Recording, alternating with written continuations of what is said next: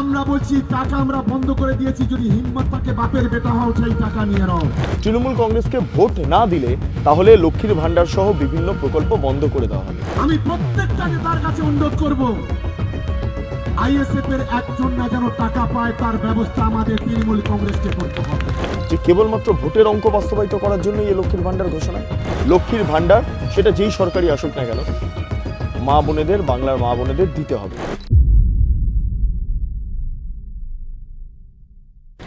নমস্কার, আপনারা দেখছেন বেঙ্গল লিবার্টি, আমি বিট্টু রায়চৌধুরী। লক্ষ্মীর ভান্ডার এবং তার পাশাপাশি অন্যান্য বিভিন্ন সরকারি প্রকল্প, সেই প্রকল্পগুলোর ক্ষেত্রে আমরা যেটা জানতে পারছি সেটা কোনো কারো সরকারের বা কোনো দলের সম্পত্তি নয়। সেটা কেবলমাত্র সম্পত্তি হচ্ছে মানুষের। মানুষের অধিকার রয়েছে সেই সম্পত্তি নেওয়ার, মানুষের অধিকার রয়েছে সেই প্রকল্পগুলো আছে, সেই প্রকল্পগুলোর যেই সুবিধা, সেই সুবিধা নেওয়ার। কিন্তু খুব অদ্ভুতভাবে দেখা যাচ্ছে শওকত মোল্লা, ক্যানিং পূর্বের বিধায়ক, তিনি সরাসরি বলছেন যে যদি ভোট না দেয় তাহলে লক্ষ্মীর ভান্ডার বন্ধ করে দেওয়া হবে, অন্যান্য বিভিন্ন প্রকল্প বন্ধ করে দেওয়া হবে। কাদের বন্ধ করে দেওয়া হবে? যারা তৃণমূল কংগ্রেসকে ভোট দেবে না তাদের। ভাবতে পারছেন, তৃণমূল কংগ্রেসকে ভোট না দিলে তাহলে লক্ষ্মীর ভান্ডার সহ বিভিন্ন প্রকল্প বন্ধ করে দেওয়া হবে। শওকত মোল্লা আরও বলছেন যে ইতিমধ্যে বাড়ির যে টাকা, সেই টাকা বন্ধ করে দেওয়া হয়েছে ভাঙড়ের বেশ কিছু এলাকায়, যারা মূলত আইএসএফ করে, এবং এটা নিশ্চিত করতে হবে আইএসএফ যারা করেন তাদের কাউকে এই যাতে লক্ষ্মীর ভান্ডারের টাকা দেওয়া না হয়, যাতে আবাস যোজনার টাকা দেওয়া না হয়, সেটা নিশ্চিত করবে শাসক দল। এটা হচ্ছে শওকত মোল্লার ডিরেক্টলি হুমকি। মমতা বন্দ্যোপাধ্যায় সরকার টাকা দেবে আর তার মা মাসি নিয়ে এই চালতাবেড়িয়া শানপুকুরের কিছু সমাজ বিরোধী তারা টানাটানি করবে। আমরা বলছি টাকা আমরা বন্ধ করে দিয়েছি, যদি হিম্মত থাকে বাপের বেটা হও সেই টাকা নিয়ে নাও। দেখি কত বাপের বেটা আছো তোমরা।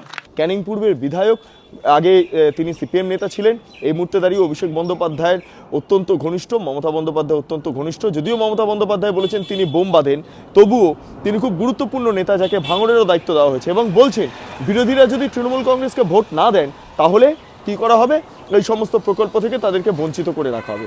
ভাবতে পারছেন, এটা কোনো সরকারি দলের কাজ? এটা কোনো রকম কোনো একটা ভদ্র মানুষের বক্তব্য, কোনো একটা ভদ্র সরকারের বক্তব্য?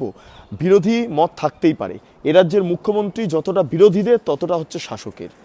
বুঝতে পারছেন, আপনি যদি রাজ্যের মুখ্যমন্ত্রী মমতা বন্দ্যোপাধ্যায়ের বিরোধিতা করি তাহলেই তিনি আমার মুখ্যমন্ত্রী, এবং যারা মমতা বন্দ্যোপাধ্যায়ের গুণগান গান তারাও, তাদের জন্য মমতা বন্দ্যোপাধ্যায় মুখ্যমন্ত্রী, অর্থাৎ তিনি যেহেতু মুখ্যমন্ত্রী চেয়ারে বসে আছেন। ফলে এক্ষেত্রে দাঁড়িয়ে বিভেদ, বিভাজন এগুলোর কোনো প্রশ্ন ওঠে না। কিন্তু শওকত মোল্লা যে বক্তব্য রাখলেন, তাতে করে একটা বিষয় স্পষ্ট, এই ধরনের বক্তব্যের মাধ্যমে একটা হিংসার পরিস্থিতি যেমন তৈরি হতে পারে, একই সঙ্গে তৃণমূল কংগ্রেসের যে মানসিকতা তারও ক্রমে প্রকট হচ্ছে। আমরা সরাসরি শুনে নেব শওকত মোল্লার বক্তব্য। আমাদের এই ভাঙড় থেকে 3টে অঞ্চল আমরা হেরে গিয়েছিলাম। আমাদের সরকার সেই 3টে অঞ্চলের ঘরটাকে পুরোপুরি বন্ধ করে দিয়েছে। দাদার খাবে আর মামার গাইবে, বলবে ওটা মমতা বন্দ্যোপাধ্যায়ের বাবার টাকা। মমতা বন্দ্যোপাধ্যায় সরকার টাকা দেবে আর তার মা মাসি নিয়ে এই চালতাবেড়িয়া শানপুকুরের কিছু সমাজ বিরোধী তারা টানাটানি করবে। আমরা বলছি টাকা আমরা বন্ধ করে দিয়েছি, যদি হিম্মত থাকে বাপের বেটা হও সেই টাকা নিয়ে নাও। দেখি কত বাপের বেটা আছো তোমরা। আগামী দিনেও আমি পরিষ্কার বলি, আমাদের এই অঞ্চলে সিএমআরতে যে নাম এসছে, আমি প্রত্যেকটা নেতার কাছে অনুরোধ করব, আইএসএফ এর একজন না যেন টাকা পায় তার ব্যবস্থা আমাদের তৃণমূল কংগ্রেসকে করতে হবে। পরবর্তীকালে কৃষক বন্ধু, লক্ষ্মীর ভান্ডার টাকা পাচ্ছেন, দেখা যাবে সেটা। আমরা সরাসরি শুনলাম শওকত মোল্লার বক্তব্য। ভাবুন এবং ভাবার প্র্যাকটিস করুন। যদি তৃণমূল কংগ্রেসে ভোট না দেওয়া হয়, যদি আপনারা ভোট না দেন, তাহলে আপনারা লক্ষ্মীর ভান্ডার থেকে বঞ্চিত হবেন। তাহলে কি লাভ এই লক্ষ্মীর ভান্ডার ঘোষণা করে, আরও অতিরিক্ত 500 টাকা ঘোষণা করে? এই যে ভাতা মানুষ পান, এবং এই ভাতাকেই রীতিমতো একটা ভোট ব্যাংকের অঙ্ক হিসাবে তুলে ধরেন রাজ্যের শাসক দল। খুব ইম্পর্টেন্টভাবে এই লক্ষ্মীর ভান্ডার ফেব্রুয়ারি মাস থেকে চালু করার পক্ষে সওয়াল করেন, যেটা ভোটার অ্যাকাউন্ট বাজেটের ক্ষেত্রে কখনোই সম্ভব নয়।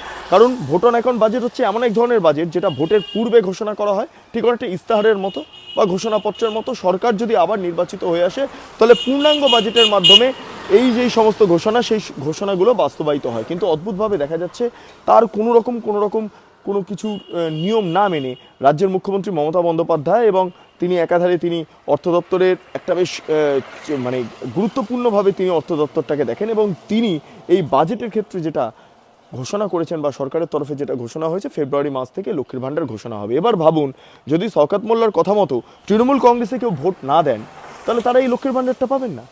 তাহলে বোঝাই যাচ্ছে যে কেবলমাত্র ভোটের অঙ্ক বাস্তবায়িত করার জন্যই এই লক্ষ্মীর ভাণ্ডার ঘোষণা। যদি বিরোধীরা তারা গিয়ে বা যারা বিরোধী মানসিকতার পোষণ করেন বা যারা অন্যান্য বিভিন্ন দলকে ভোট দেন তৃণমূল কংগ্রেসে ভোট না দিয়ে, এবার তারা যদি লক্ষ্মীর ভাণ্ডার পেতে যান তাহলে পাবেন না, কারণ তাদেরকে টার্গেট করে রাখা হবে। ঠিক যেমন ভাঙড়ে আইএসএফ এর জন্য টার্গেট করে রাখা হচ্ছে, এই হচ্ছে অবস্থা। আমাদের প্রতিনিধি তুলিকা বিভিন্ন মানুষদের সঙ্গে কথা বলেছেন, তাদের ভক্স পপ নিয়েছেন, এবং শওকত মোল্লার যে বক্তব্য, সেই বক্তব্যের প্রেক্ষিতে দাঁড়িয়ে মানুষের কি পজিটিভ নেগেটিভ যেই চিন্তা ভাবনা প্রকাশ পাচ্ছে সেটা আমরা সরাসরি শুনে নেব। তো উচিত না এটা, মানে শুধুই কি তাহলে ভোট ব্যাংকের জন্য ভোট ব্যাংকের জন্য কি শুধু লক্ষ্মী ভান্ডার করছে? এটা ঠিক নয়। ভোটার অধিকার সকলের আছে এবং দেওয়ার অধিকারও সকলের আছে, কিন্তু এই সমস্ত ব্যাপারটা এটা ঠিক মেনে নিতে পারছি না। মানে উনি বন্ধ করবেন না, দিক না দিক সবাইকেই দেবে, এটা ভরসা আছে।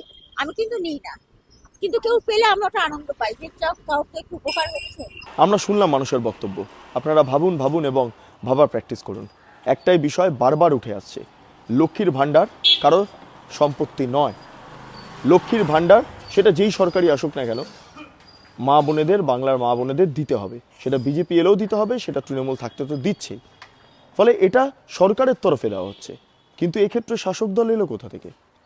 সরকার তো সবার জন্য, শাসক বিরোধী সবার জন্য, কিন্তু শওকত মোল্লা যে বক্তব্য পেশ করলেন তাতে করে তৃণমূল কংগ্রেসে যে ভোট দেবেন না, সে লক্ষ্মীর ভাণ্ডার পাবেন না, সে আবাস যোজনার টাকা পাবেন না, সে কৃষকদের টাকা পাবেন না।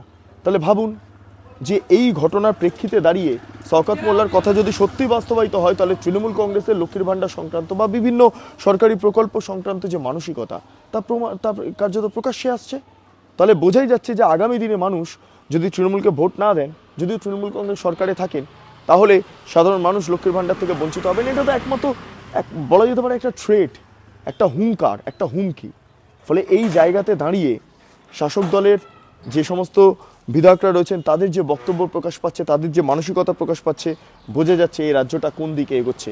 এবার আপনাদের কি বক্তব্য আপনারা অবশ্যই কমেন্ট সেকশনে জানান। আপনারা এতক্ষণ ধরে দেখছিলেন বেঙ্গল লিবার্টি।